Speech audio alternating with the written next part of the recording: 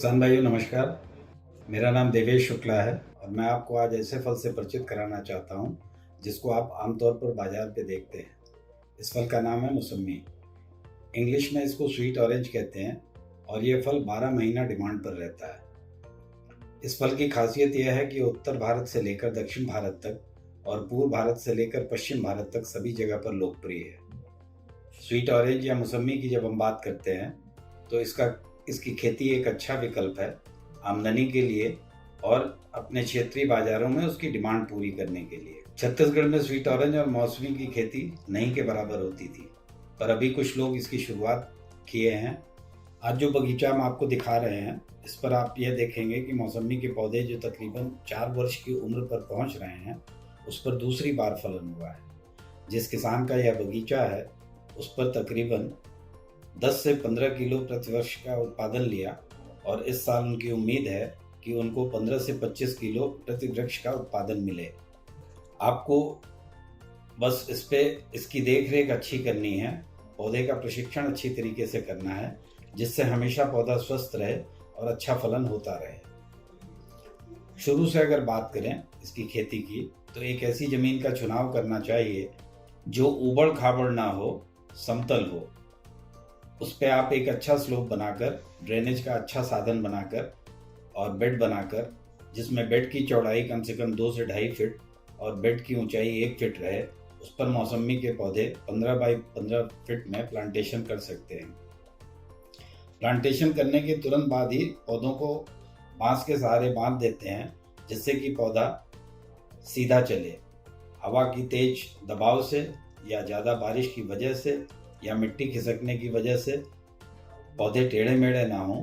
अगर उचित दिशा में पौधे सही चलेंगे तो प्लांट का बैलेंस बहुत अच्छा रहेगा और एक अच्छा ट्रेन किया हुआ पौधा या प्रशिक्षित पौधा हमेशा सुरक्षित रहता है और उस पर सब प्रकार की सर्विस दे पाना बहुत आसान रहता है।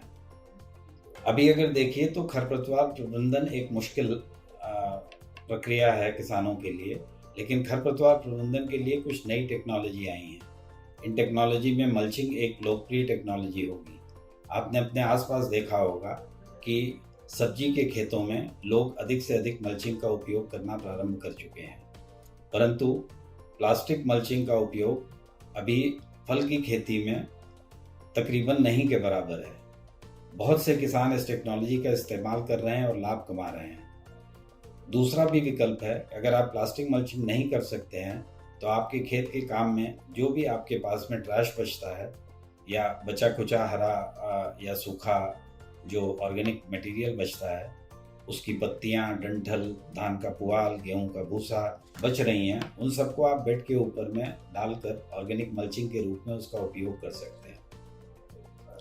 मौसमी की फल के ऊपर में बाजार में आप देखिए तो रायपुर मंडी में जून जुलाई महीने में मौसमी आनी शुरू होती है। ये छोटी छोटी बोरी में पैक होकर आती है जिस पर आप देखेंगे कि 15 किलो की बोरी है, 30 किलो की बोरी है और कभी कभी ये 10 किलो की भी बोरी रहती है। आवक और मांग के अनुसार या डिमांड और सप्लाई के अनुसार इसका दाम ऊपर नीचे होता रहता है। यह 30 से 40 रुपये प्रति किलो से लेकर 50 से 60 रुपये प्रति किलो तक मंडी में मिलती है। अब आप अगर अच्छी क्वालिटी का फल मंडी में देंगे तो आप औसत रेट से ऊपर बाजार में आपको प्राइस मिलने की संभावना रहेगी। बेहतर आमदनी के लिए निश्चित है कि आपको एक अच्छा चमकदार और सुंदर फल का उत्पादन हो। फल अधिक मात्रा में उत्पादित करना उतना आवश्यक नहीं है जितना अच्छी क्वालिटी का फल उत्पादन करना है। अगर आप अधिक मात्रा और अच्छी क्वालिटी दोनों का संयोग बना सकें तो ये आपकी आमदनी के लिए सबसे बेहतर विकल्प होगा। अच्छे फल की सप्लाई करने वाले किसान की बाजार में एक अच्छी इमेज बनती है और फल व्यापारी उस बगीचे से फल आने का इंतज़ार करते हैं।